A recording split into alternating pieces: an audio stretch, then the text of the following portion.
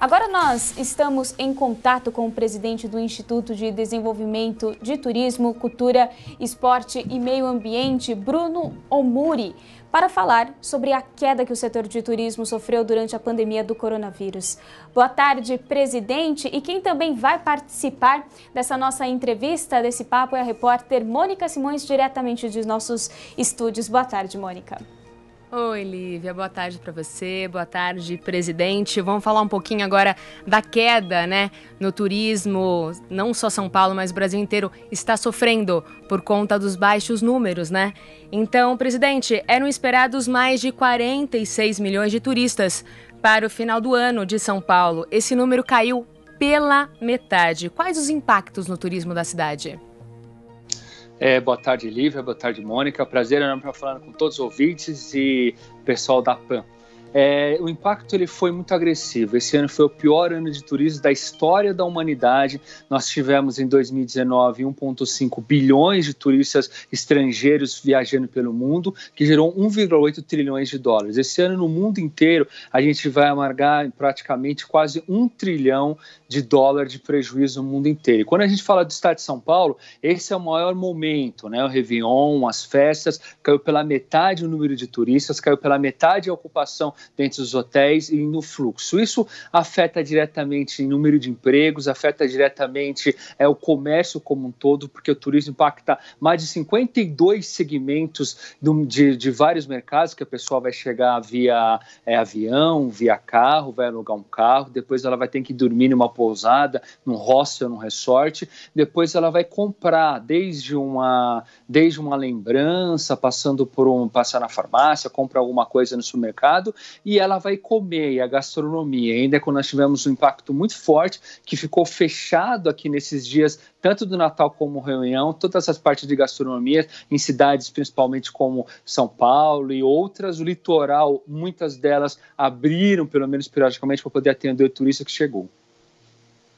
Bom, eu também gostaria de saber o seguinte, se a queda na arrecadação que nós tivemos ao longo de 2020 teve consequências sobre os empregos no setor de turismo. Há algum dado que mostre os impactos dessa pandemia para quem trabalha com o turismo, quem vive, tira sua renda e o seu sustento? Com certeza, nós estamos falando de quase 10% da população mundial que trabalha diretamente com turismo. Pega o estado de São Paulo, impactados mais de 20% da população que trabalham em todos os setores, mas são impactados pelo turismo. Nós temos aí, o ano passado, falando de mais de 350 bilhões de reais do fluxo de turismo interno. Esse ano, esse número deve cair para menos de 150 bi, e isso significa o quê? Que durante a pandemia nós tínhamos quase 90% dos meses de hospedagens fechados, e hoje nós temos em torno de quase 90% aberto, porém nós tivemos quebrou mais de 10% desse mercado. Em termos de restaurante, mais de 15% de restaurantes fecharam suas portas. Isso significa que um hotel, por exemplo, de 100 apartamentos que fechou definitivamente, isso impacta diretamente 300 empregos. Então nós estamos falando o quê? De um número de pelo menos 3, 4, 5 milhões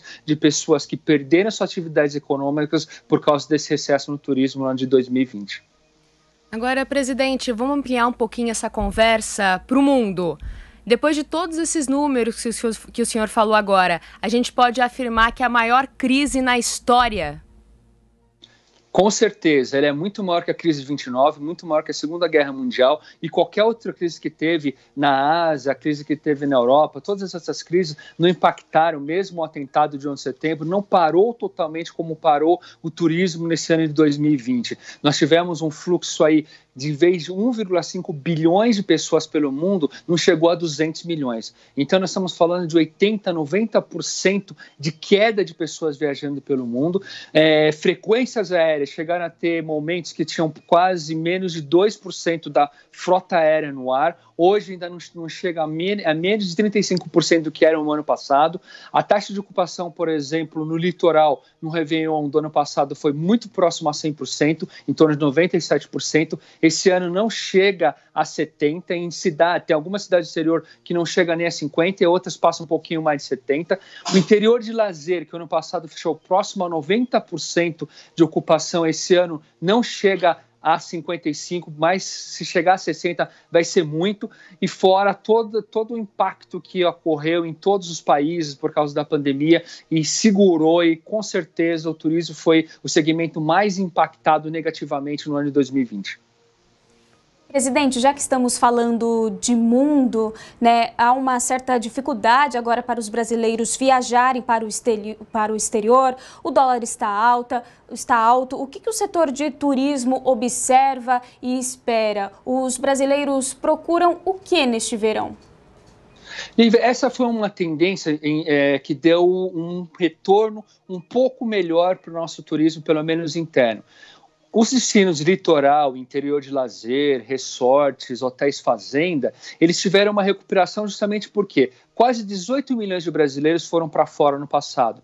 Esse ano, em torno de mais de 13 a 14 milhões ficaram no Brasil. São pessoas que muitas vezes gastam 10 mil dólares lá fora, ou seja, tem mais de 50 mil reais para gastar aqui dentro. É um pessoal exigente, então ele tem procurado hotéis de luxo, resorts de luxo, e ele tem o mesmo conforto que ele tem no exterior. Então, se ele vai tomar uma champanhe francesa, ele vai tomar um champanhe francês num resort aqui do Brasil. E com isso nós tivemos um aumento na procura desse turismo de lazer dentro do Brasil como um todo. O que foi mais impactado foi o turismo de negócios. Cidades como São Paulo, Campinas, Belo Horizonte, Brasília, esses tiveram uma redução aí, que seria uma taxa média, por exemplo, em São Paulo de quase 70%, não vai chegar a 15% no ano. E, presidente, as companhias aéreas sofreram uma queda de 70% no volume de voos, né? Qual seria a alternativa para esse setor se recuperar? Olha, primeiro nós temos hoje, nos protocolos que foram criados das aéreas junto com toda a cadeia produtiva, ele mostra que dá uma boa segurança para a pessoa viajar. E a taxa de transmissão dentro do avião se mostrou ser muito pequena, justamente por todas as ações que foram feitas das aéreas, inclusive de injeção de produtos que fazem uma completa sanitização do ambiente, né? Mas vai ser muito importante agora, evidentemente, chegar às vacinas para que a pessoa possa viajar com mais tranquilidade. O perfil do turista, ele foi muito isso. Logo depois, no mês de final de julho, começo de agosto, ele começou a fazer a viagem 100, 200 quilômetros com o seu próprio carro próprio. Aí ele tomou um pouco mais de confiança, ele começou a fazer nos destinos de menos horas de voo. E agora ele começa a entender que ele pode fazer mais horas de voo, primeiro dentro do Brasil, porque todo o mercado externo está fechado. Presidente, o senhor falou sobre a queda no turismo de negócios, né? Durante a pandemia, nós tivemos que nos readaptar, trabalhar via home office. Muitas empresas acabaram adotando essa modalidade aí para o próximo ano, em definitivo. E também descobrimos, né, e nos adaptamos também à ferramenta do Zoom, as videochamadas para realizar essas reuniões, esses congressos, as lives. Mesmo quando as coisas voltarem à normalidade da qual conhecíamos, qual que é a expectativa para o turismo de negócios?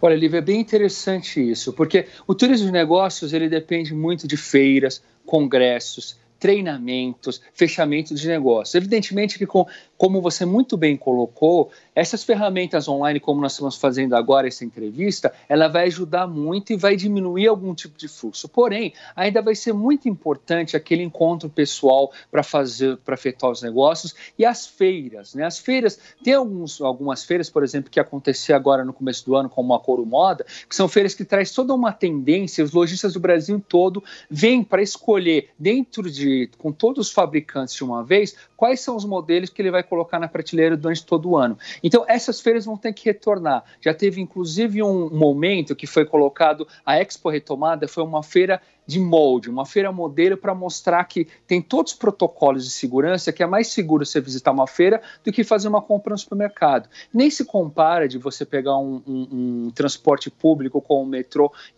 ou o ônibus que nem tem álcool gel. Então, as feiras de negócios vão retornar esse ano, elas já são previstas a partir de maio, junho, uma grande quantidade delas, com todos os protocolos de distanciamento, do uso do álcool gel, com aparelhos que fazem a completa sanitização, muitas vezes com ozônio e com a luz UV, para poder gerar uma segurança e os negócios poderem retomar, para a economia poder retomar também. Presidente, vamos falar um pouquinho de festa de final de ano? A fase vermelha pegou o empresário de surpresa ou essa situação já era esperada?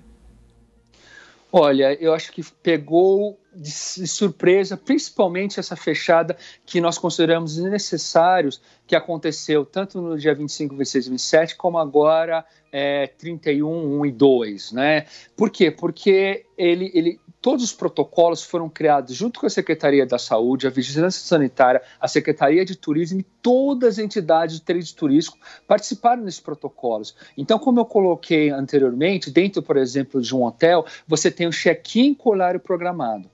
Então, ou seja, cada hóspede chega. Quando você está dentro do quarto, você está com a sua família e gosta de sua casa. Então, você já tem todos os aspectos. Depois tem o uso do álcool gel, da máscara, de aparelhos que fazem sanitização, café da manhã com horário programado. Então, uma pessoa vai às 6, outra às 6h30, com isso gera, e fora o distanciamento entre as mesas. A mesma coisa acontece com o setor de gastronomia. E isso foi muito impactado porque eles já tinham vendido muitas vezes uma ceia, não é que ia ser uma festa de Natal, mas imagina uma churrascaria de luxo ou mesmo um restaurante, uma cantina que já espaçou as mesas, já tem um número reduzido para atender de 30% a 40% e foi proibido de funcionar no momento de festa. Eles já tinham comprado produtos, muitos deles já tinham contratado colaboradores e foi pego de surpresa por uma medida que foi extrema e que, de fato, ela teve consequências que várias cidades de turismo, eles fizeram um boicote a essa nova fase, porque é a única chance do empresário local poder ter uma retomada e empregar pessoas e ter um pouquinho, mas com toda a confiança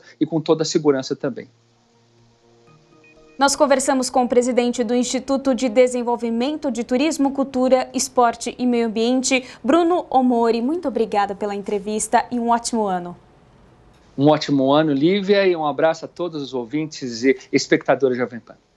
Igualmente.